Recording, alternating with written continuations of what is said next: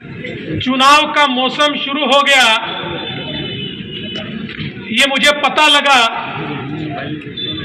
जब मैंने कांग्रेस के नेता राहुल गांधी का भाषण सुना।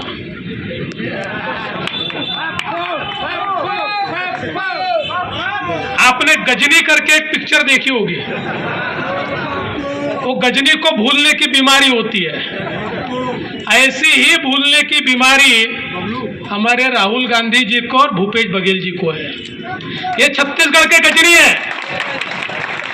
पिछले चुनाव में जो बोलते हैं 5 साल भूल जाते हैं और मानो बोला ही नहीं, ऐसा वापिस वही बोलना शुरू कर देते हैं। अभी अजय जी ने हमको बताया, पिछले चुनाव में इनका नारा था न्याय। किसको मिला? न्याय मिला सिर्फ कांग्रेसियों को। उनकी तिजोरियां भर गई, उनकी तिजोरियों को न्याय मिला, लेकिन छत्तीसगढ़ के आम आदमी को न्याय नहीं मिल पाया। अब ये न्याय भूल गए और नया नारा लेकर यहां पर आ गए। ये कांग्रेसियों की नीयत और नीति कैसी है?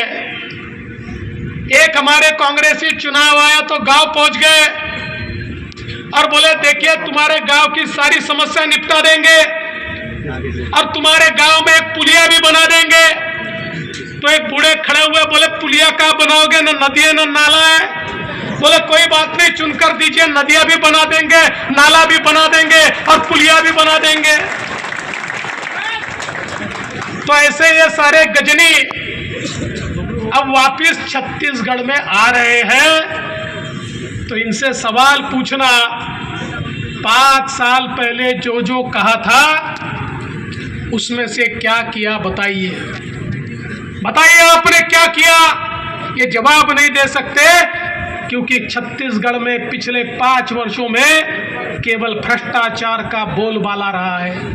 किसानों के सपनों को, युवाओं के सपनों को, महिलाओं के सपनों को चूर चूर करने का काम इस छत्तीसगढ़ में बघेल जी की सरकार ने किया है। और झूठ तो ऐसे सफाई से बोलते हैं, अगर झूठ बोलने को ओलंपिक रखा जाए तो सारे गोल्ड मेडल इनको ही मिलेंगे साहब, किसी को मिल नहीं सकते। आज देखिए धान की खरीदी में सारा पैसा मोदी जी का, अरे यार, और मलाई खाते बघेल जी। मोदी जी से पैसा लेते, उसमें अपना एक नया पैसा डालते नहीं है। बोलते 600 रुपया दूंगा, किसको देते पता नहीं है, सारा पैसा मोदी जी का। और उसमें भी जो धान खरीद होती है, धान कहाँ गायब हो जाती है पता ही नहीं चलता। धान की धान गायब हो जाती है, गोदामों से, मिलों से धान गायब हो जाती है।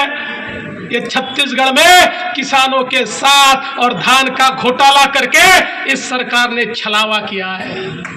और अब बोलने के लिए ये 4000 नहीं 5000 भी बोलेंगे, चुनाव आया तो आपको ताजमहल देने को भी ये तैयार है। लेकिन हमेशा पीछे मुड़कर देखना और फिर ये सोचना कि बघेल जी ने जो कहा था क्या कुछ भी वो कर पाए? अगर नहीं कर पाए तो फिर उनको बेरंग वापस लौटा देना, क्योंकि ये कभी विकास नहीं कर सकते।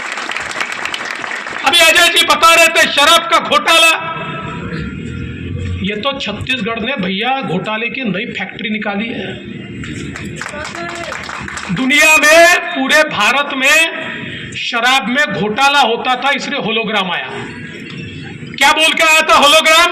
बोले होलोग्राम तो नोट जैसा है, जैसे नोट डुप्लीकेट नहीं बनती वैसा होलोग्राम है, ये लग गया तो नकली शराब नहीं बनेगी, सारा का सारा पैसा ये राज्य की तिजोरी में आएगा। लेकिन बघेल जी तो इतने मास्टर निकले, इन्होंने नकली होलोग्राम ही तैयार कर दिया,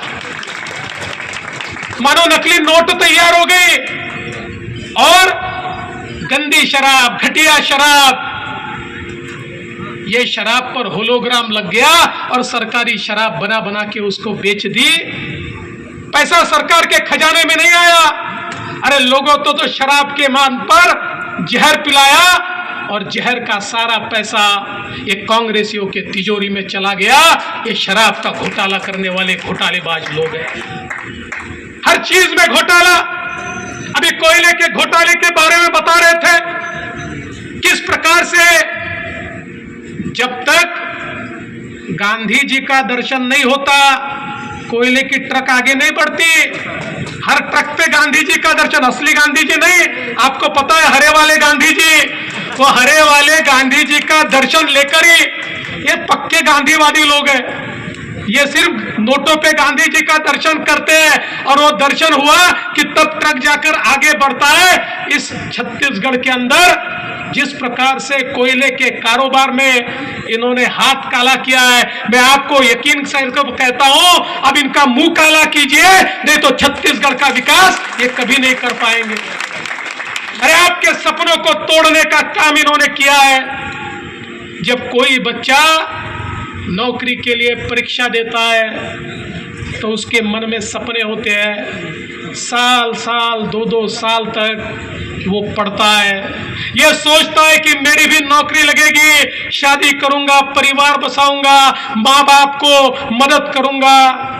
लेकिन उसे पता ही नहीं होता कि छत्तीसगढ़ में आप कितना भी पढ़ लो, आप कितना भी लिख लो, छत्तीसगढ़ में तो उसको ही नौकरी लगेगी जिसको बघेल साहब चाहेंगे। और बड़ा आश्चर्य होता है, अचानक कांग्रेसियों के बेटे और बेटियां ये होशियार हो जाते